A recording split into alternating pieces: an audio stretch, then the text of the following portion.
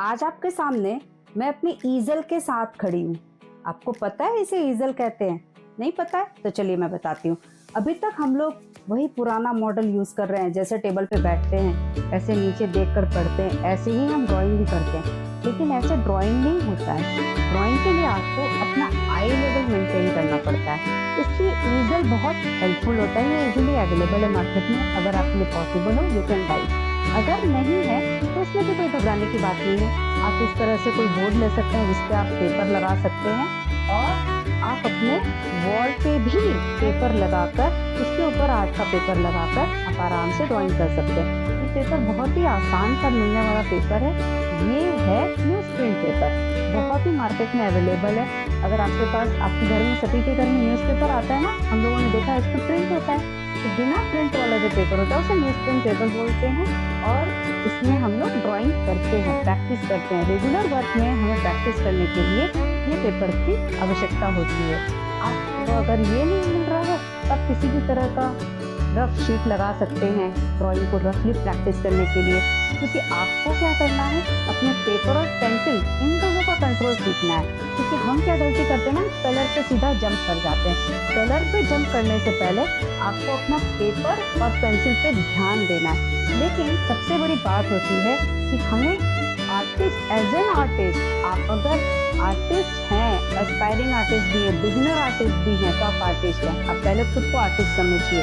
अब आपको क्या करना है, देखना है कि आपका आर्टवर्क आपको बनाना कैसे। जैसे देखिए मैंने पेंसिल का ये ग्रिप पकड़ा है, ऐसे आप लोग ऐसे हमेशा ड्राइंग करते हैं, करते हैं, आराम से ऐसे करते जाते हैं। लेकिन अब आपको अपना ग्रिप चेंज करना है, ऐसे पकड़ना है, ठीक है। इसे कहते हैं ओवर हैंड ग्रिप।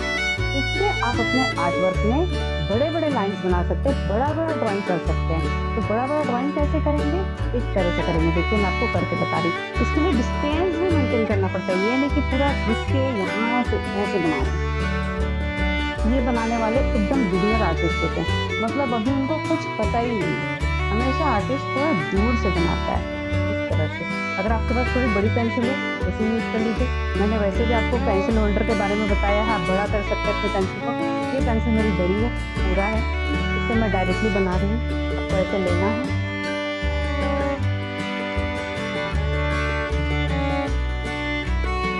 ऐसे देखिए,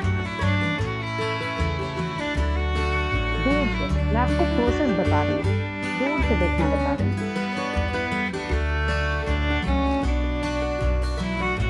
आपको आराम से बनाना है। फिर आपको थोड़ा दूर जाना है, देखना है आपको अपने आर्टवर्क को कि आपका आर्टवर्क सही बना है या गलत बना है। देखने के लिए आपको दूर जाना होगा। अच्छा, थोड़ा सा दूर हटेंगे और दूर हटेंगे, देखेंगे। जितना पास से हम देखेंगे ना, उतना हमारा आर्टवर्क हमें सही से समझ में नहीं आएगा। ठीक है, ये बात आपको समझ में आ रही है? क्योंकि हमें डिस्टेंस से देखने के लिए, आई लेवल मेंटेन करने के लिए इस तरह से खड़े होकर के ही ड्राइंग बनाने की जरूरत पड़ती है। अगर हम लोग इस तरह से ड्राइंग बनाते हैं तो हमारा आर्टवर्क नेक्स्ट लेवल पे चला जाता है और इसमें गलतियां कम होती है। हम सही तरीके से अपने आर्ट में इम्पोर्टेंट व्यू पॉइंट ला पाते हैं। हम जिस तरह से समझ रहे हैं हमारे आर्टवर्क में क्या करना है क्या नहीं, ये हमारा रफ प्रैक्टिस का स्केचिंग वर्क है।